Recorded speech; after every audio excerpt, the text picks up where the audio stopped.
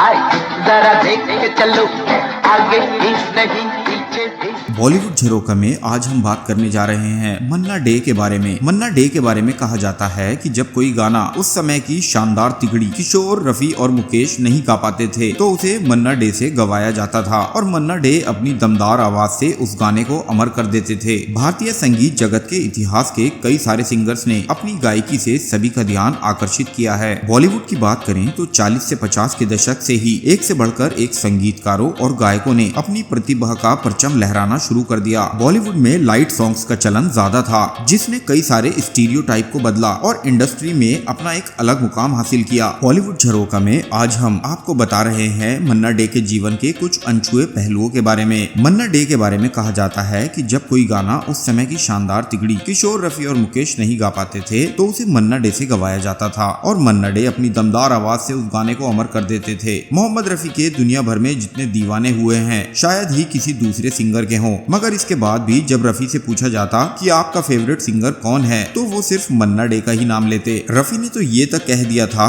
कि एक दौर ऐसा था जब वे सिर्फ मन्ना डे के ही गाने सुनना पसंद करते थे। पहले के जमाने में कुछ बड़े एक्टर्स ने अपने सिंगर्स फिक्स कर लिए थे जिनसे वे अपने गाने गवाते थे, जैसे कि राज कपूर और मनोज कुमार सिर्फ मुकेश से अपने गाना गवाना पसंद करते थे। ऐसे ही दिलीप कुमार और शम्मी कुमार अपने गाने रफी साहब से गवाते थे और राजेश खन्ना, अमिताभ बच्चन जैसे दिग्गज सुपरस्टार्स के गाने किशोर कुमार के पाले में आते थे। मगर मन्ना डे के साथ ऐसा नहीं था। वे राजेश खन्ना से लेकर महमूद तक के लिए गाने गाते थे। अपने करियर की शुरुआत में मन्ना डे जरा कंफ्यूज थे कि उन्हें करियर में आगे क्या करना है। मन्ना डे के पिता चाहते थे कि वे वकील बने, मगर मन्ना डे संगीत में अपना करियर बनाना चाहते थे और बहुत दुविधा में रहने के बाद उन्होंने अपने मन की बात सुनी और संगीत में आगे बढ़ने की ठानी। वे राजेश खन्ना के बहुत बड़े फैन थे। उन्होंने तमाम इंटरव्यू पर यह बात कबूली थी कि उन्हें पर्दे पर राजेश खन्ना का अंदाज काफी भाता है। उनका ऐसा मानना था कि ऑन स्क्रीन किसी गाने पर राजेश खन्ना जैसे एक्ट करते हैं वैसे कोई भी नहीं कर सकता। मन्ना डे साहब ने अपने करियर में कई सारे लाइट और सेमी क्लासिकल गाने गाए और उनकी खास बात ये थी कि वे हर तरह के गाने गाते थे। उनकी विविधता सभी को चकित कर देती थी। मन्ना डे ने पूछो न कैसे मैंने रैन बिताई,